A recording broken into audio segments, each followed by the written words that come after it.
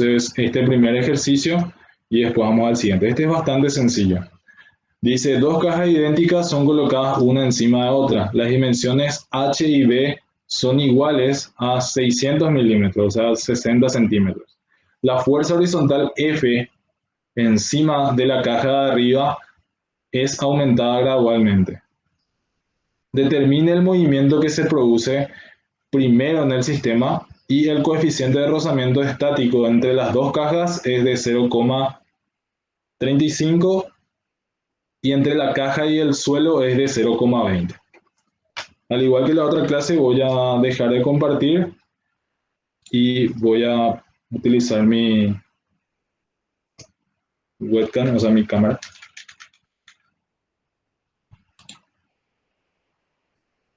Quiero saber si es que se ve bien.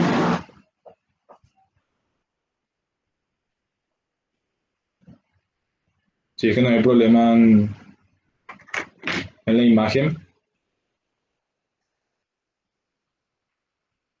O si de repente está invertido también para poder colocar bien.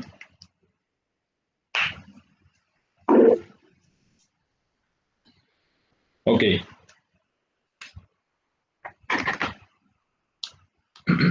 Bien, en este caso tenemos dos cuerpos. Existe fuerza de rozamiento y a la par tenemos nosotros dimensiones, que en este caso esto es de 0,6 metros y esto es de 0,6 metros también. O sea que de alguna manera nosotros tenemos que plantear los tipos de movimiento que puedan existir sobre el cuerpo. En todos los ejercicios nosotros tenemos dos tipos de movimiento. Un movimiento inminente que ocurre debido al desplazamiento que pueda haber sobre el cuerpo, es decir, una traslación en un sentido u otro, ya sea izquierda o derecha o arriba o abajo, ¿verdad? Esta condición a nosotros nos implica que la fuerza de rozamiento tenga que ser siempre menor a la fuerza de rozamiento máxima. Y nosotros tenemos que hacer esa verificación. O tenemos que hacer esa suposición para poder resolver el ejercicio. La otra condición que nosotros tenemos es el de vuelco inminente.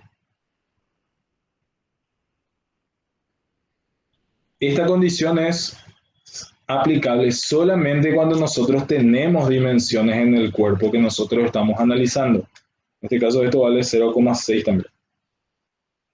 Ya que si no tienen dimensiones nosotros no podemos plantear esta ecuación. Y esta condición viene con respecto a la sumatoria de momentos iguales a cero. Y lo que generalmente nosotros hacemos es que las fuerzas actuantes, ya sea en este caso normal y fuerza de rozamiento, actúan en un punto. O sea, actúan en un mismo punto y ese punto tiende a hacer girar el cuerpo que nosotros estamos analizando para vuelco inminente. Entonces, ¿qué es lo que nosotros tenemos que plantear acá? Al hacer el diagrama de cuerpo libre, nosotros no cambiamos nuestro sistema de ejercicio. Voy a ponerle este cuerpo A y este cuerpo B. El diagrama de cuerpo libre del cuerpo A, nosotros vamos a tener las dimensiones de la caja, vamos a tener los elementos que no cambian. Por ejemplo, la fuerza F, que es la que está actuando acá, ¿perdón? En esta dirección, es una fuerza ya conocida, al menos en dirección, pero no en módulo. Tenemos el peso actuante del cuerpo A y sobre el cuerpo B tenemos actuante su peso. ¿Qué es lo que nosotros tenemos que considerar entonces? Considerar primero la normal de contacto, que sería la fuerza entre A y B. Voy a considerar de normal 1. Sobre el cuerpo B va a ser en dirección, en sentido contrario, que va a ser normal 1 también. Y la normal de contacto entre el cuerpo B y el suelo, que va a ser normal 2. Y acá es donde nosotros hacemos la condición de movimiento o la tendencia de movimiento del ejercicio. Si la fuerza F es la que está generando el movimiento o la tendencia de movimiento del sistema, ¿qué es lo que nosotros hacemos entonces? Consideramos de que la fuerza de rozamiento tenga que actuar contraria a la tendencia de movimiento. Es decir, que tenga que actuar en sentido contrario a donde se esté moviendo la fuerza, o sea, el cuerpo A. En este caso es en dirección derecha. Como esta fuerza de rozamiento actúa también con el cuerpo B, por acción y reacción, nosotros tenemos que la fuerza de rozamiento va a ser esta. Y como esta fuerza de rozamiento sobre el cuerpo B tiende a desplazarlo hacia la izquierda, entonces la fuerza de rozamiento 2 tiende a irse hacia la derecha, para justamente contrarrestar la tendencia de movimiento. Ahora vamos a la determinación de las incógnitas que nosotros tenemos en el sistema. En este caso, las incógnitas que nosotros tenemos son la fuerza F, que es justamente la que necesitamos calcular, la fuerza de rozamiento 1, la normal 1, que sería la ecuación, la condición 3, la fuerza de rozamiento 2, que sería la cuarta condición, y la normal 2, que sería la quinta condición, o sea, la quinta incógnita. En este caso, ¿qué cantidad de ecuaciones nosotros podemos plantear? Y en total nosotros podemos plantear un total de 6 ecuaciones, ¿verdad? Considerando cada uno de los cuerpos actuantes. Pero a su vez, ¿qué más nosotros tenemos como condición o qué más existe como incógnita para nosotros?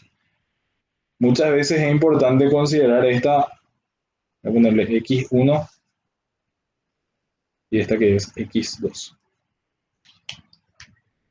Es decir, existe una posición de acción de la normal 1 y existe una posición de acción de la normal 2. ¿Por qué hago esta condición? Porque justamente esta es la que permite que exista la condición de movimiento inminente, o sea, de vuelco inminente. La posición donde va a actuar esta normal.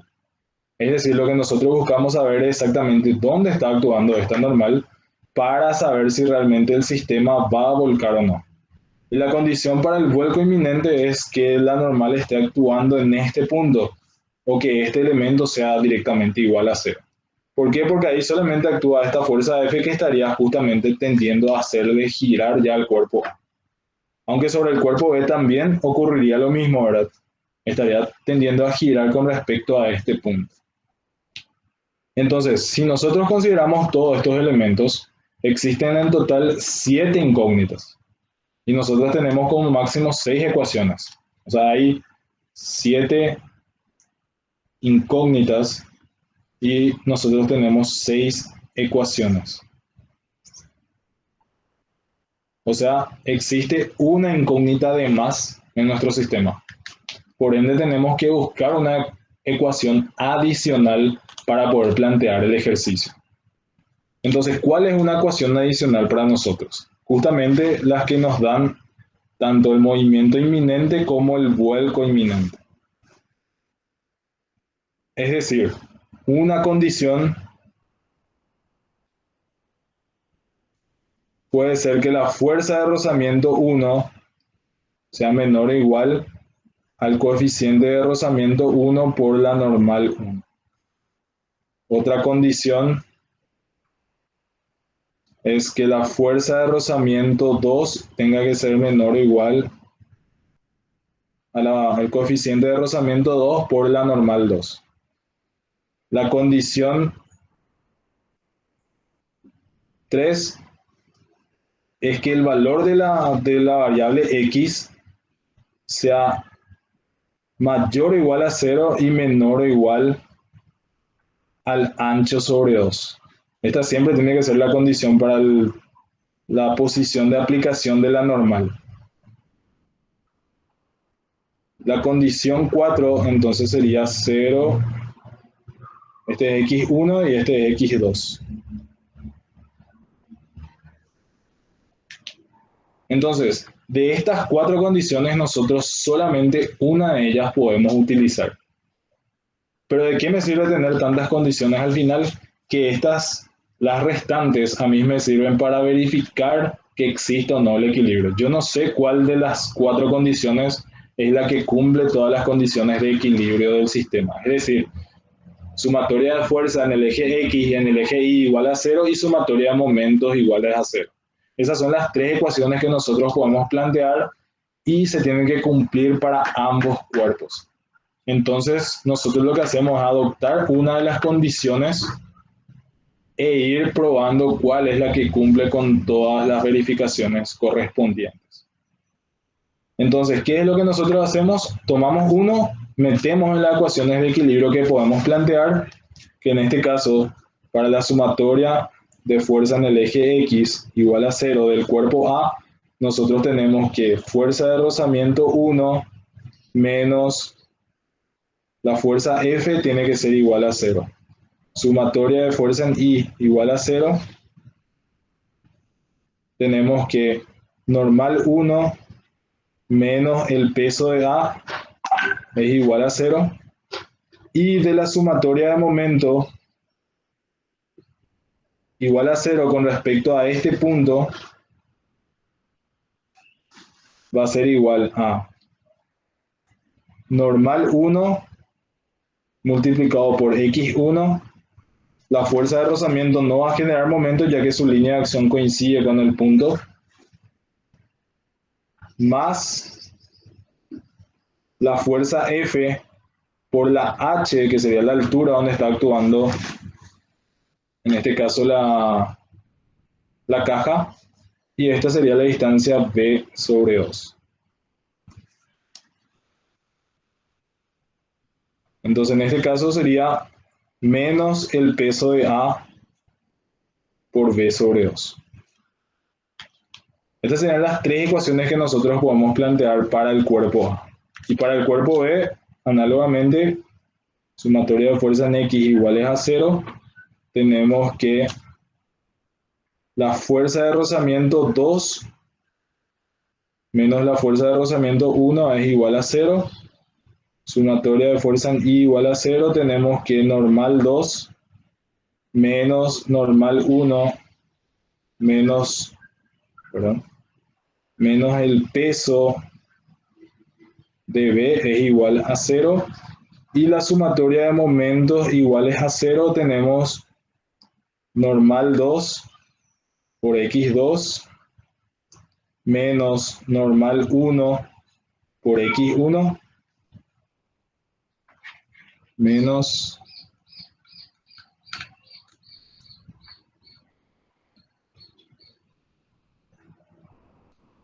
el peso en B por B sobre 2 más la fuerza de rozamiento 1 por H. Y todo esto tiene que ser igual a 0. Sí. Profe, ¿será que puedes enfocar un poquitito tu cámara, por favor? Sí. Porque se ve un poco borroso. Bueno, voy a acercar un poquito más.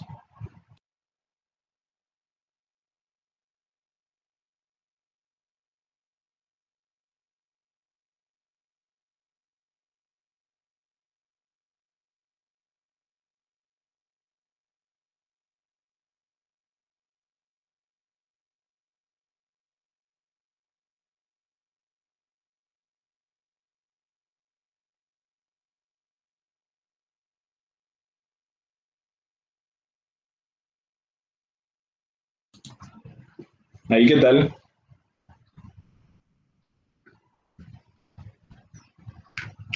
Mejor. Ya.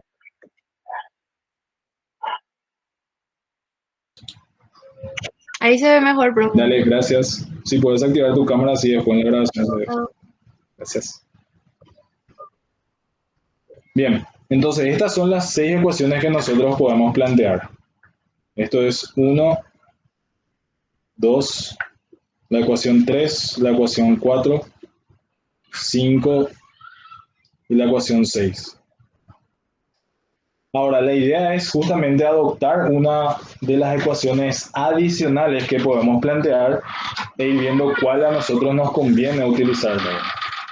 Entonces, podemos plantear el movimiento inminente del cuerpo 1, que sería la fuerza de rozamiento igual a la normal 1. Eso a nosotros directamente ya nos va a permitir calcular todos los demás elementos. La idea es justamente ir verificando nada más que existan esos elementos y que todos estos condicionantes extras se vayan cumpliendo. Entonces voy a hacer cada uno de los ejercicios,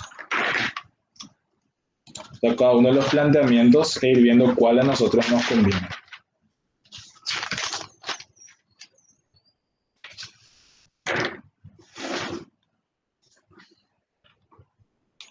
Voy a plantear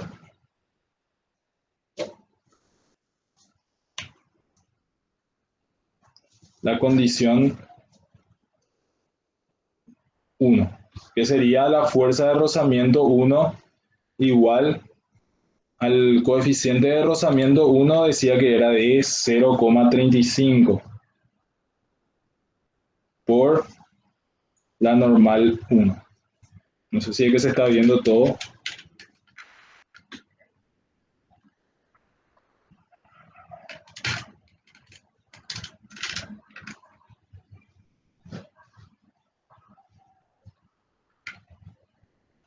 Está un poquito más porque siento que no se ve toda la pantalla, toda la plancheta.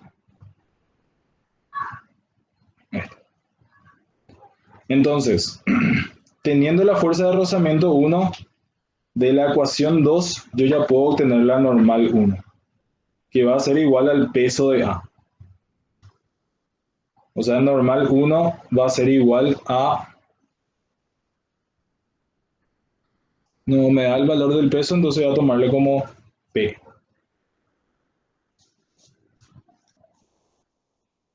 Ya que dice que son todas idénticas.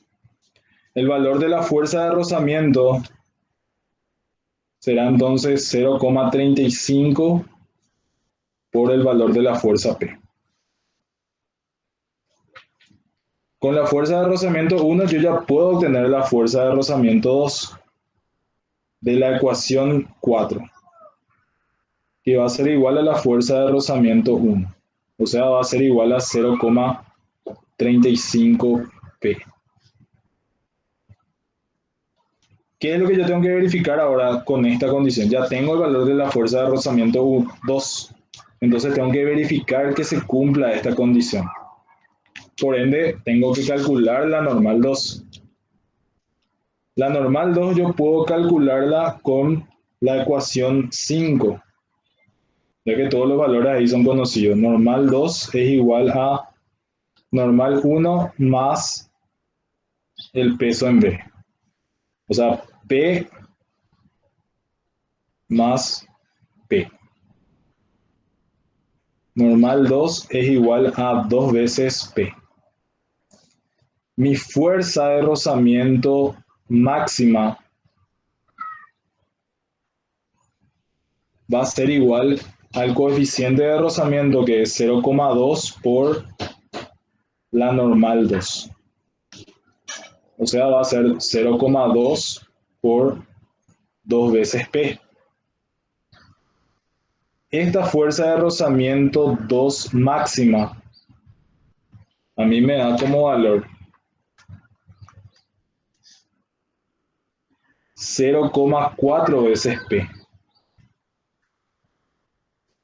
Como ven, este valor de 0,4 P es mayor al valor de 0,35 P, que era el valor de fuerza de rozamiento 2. O sea, se cumple que el valor de la fuerza de rozamiento que yo consideré como incógnita, que es la fuerza de rozamiento 2, sale menor a la fuerza de rozamiento máxima que pueda haber en el ejercicio, que es esta. Entonces, esto es un OK para continuar. Si yo hubiese verificado esto y no se cumplía de que la fuerza de rozamiento máxima sea mayor a la fuerza de rozamiento actuante, yo directamente descartaba ya esta condición. Ya no es necesario que yo vuelva a calcular ningún otro elemento. Entonces, en este caso, con esta condición yo ya digo que puedo continuar el ejercicio.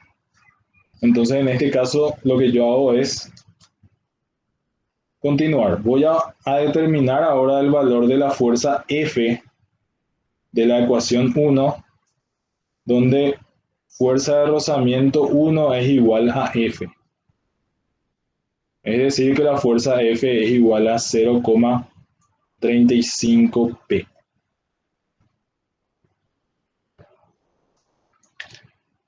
Ya tengo prácticamente todo, pero necesito verificar estas otras dos condiciones, que son la de determinar el valor de x1 y el valor de x2. No sé si es que se puede ver ahí. Estas dos condiciones que están acá son las que yo necesariamente tengo que verificar en mi ejercicio también, aparte de la que yo verifiqué acá, porque son condiciones del movimiento, o sea, del vuelco inminente del cuerpo 1 y del cuerpo 2. Entonces, ¿cómo yo verifico eso? Con la ecuación de momento. La ecuación 3 sería ya directamente para verificación.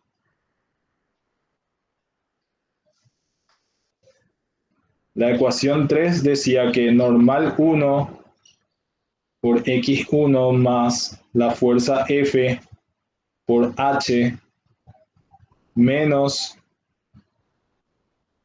el peso de A por B sobre 2 tiene que ser igual a 0.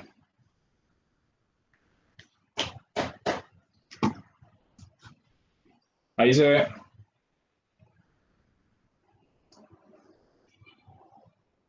Ya, gracias.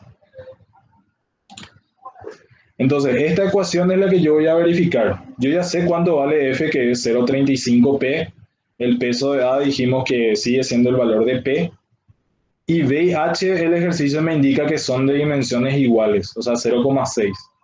Entonces, lo que yo obtengo es el valor de X1, que va a ser igual a peso de A multiplicado por 0,6 sobre 2, menos la fuerza F, que es 0,35 por P, multiplicado por H, que es 0,6. Y este valor tiene que estar dividido la normal 1, y la normal 1 es igual a P. Entonces lo que yo obtengo es el valor de X1. Puedo simplificar el valor de P, ya que este valor de P para todos los miembros están multiplicados, y el resultado de esa operación a mí me da 0,6 sobre 2 menos 0,35 por 0,6 dividido 1 da 0,09 metros. ¿Qué implica esto? La condición para que el cuerpo no haya volcado antes de que deslice, o sea, que en este caso es, a ver si se ve acá, esta condición, que la normal, o sea, el punto de aplicación de la normal sea mayor o igual a 0 y que sea menor o igual a la mitad del ancho del elemento. O sea, el desplazamiento que tenga la normal sea justamente entre estos dos rangos para su punto de aplicación. Entonces, en este caso, esta condición también verifica, ya que sale mayor a 0 y menor a 0,6 sobre 2, que sería 0,3. O sea, es un valor válido. Entonces tengo que pasar a la última ecuación que tengo, que es la ecuación 6. La ecuación 6 es la que me permite a mí determinar la x2. Voy a escribir acá con negro para que se vea. Decía normal 2 por x2 menos normal 1 por x1 menos pb por b sobre 2 más la fuerza de rozamiento 1 por h. Y esto tendría que ser igual a 0. De lo cual, la que me interesa es determinar el valor de x2. Fuerza de rozamiento, o sea, la normal 1 era de P. X1 vale 0,09. P sub B vale, en este caso, un valor de peso igual a P. P vale 0,6. Aquí está muy cerca, por eso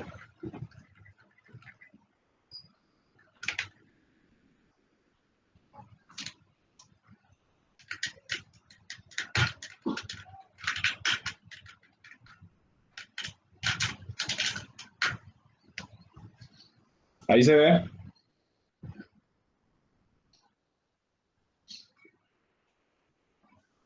Sobre 2. Que sería pasar esto al otro miembro. Restarle el valor de la fuerza de rozamiento 1 que obtuvimos, que es igual a 0,35 veces el peso por la altura h, que es 0,6. Y esto nosotros dividimos entre la normal 2, que sabemos que es igual a 2 veces el valor de la fuerza P. Entonces también puedo simplificar todos los valores de P. Este y este. Y el resultado de esta operación es el número que a mí me interesa saber. ¿Cuánto sale? Que va a ser 0,09 más 0,6 sobre 2 menos 0,35 por 0,6 sobre 2. Que también sale 0,09.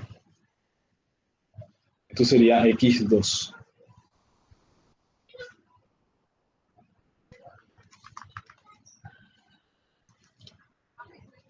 Voy a verificar.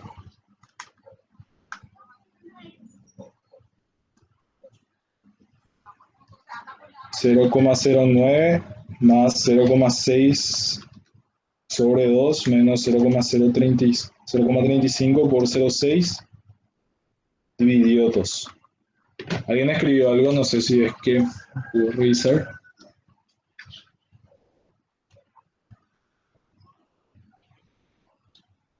Sí, ya subí la calidad del video, por eso ya estaba en 720, por eso ya creo que es porque está muy cerca o porque ahí se puede ver bien.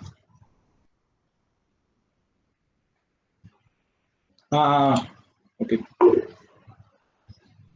Bien.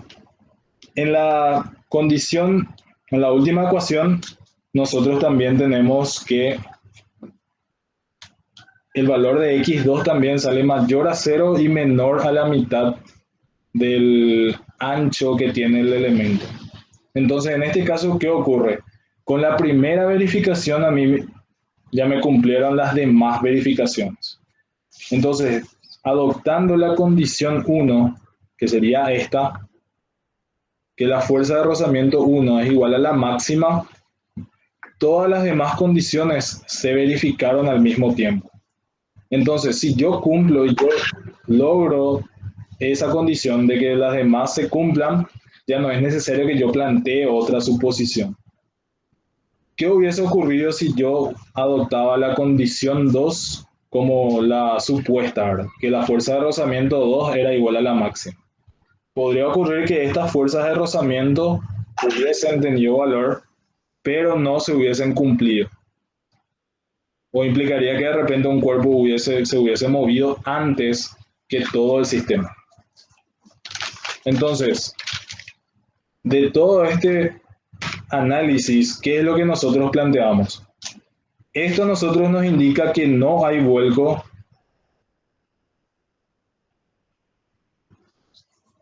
en el cuerpo B. Esta condición de acá nos dice que no hay vuelco en el cuerpo A. Esta condición de acá nos dice que no hay movimiento inminente en el cuerpo B, pero sí hay movimiento inminente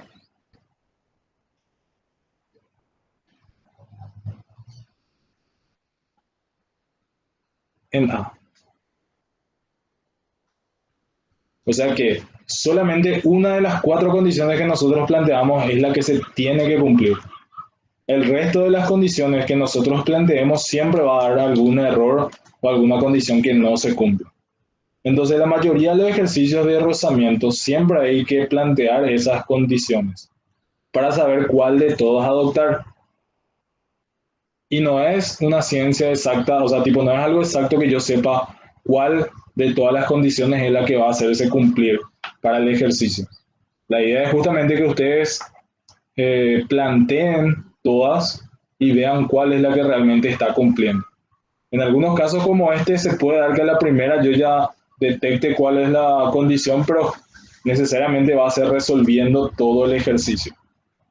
Si yo no resuelvo todo el ejercicio, no puedo afirmar de que la elección que yo adopté de condición ya es la correcta.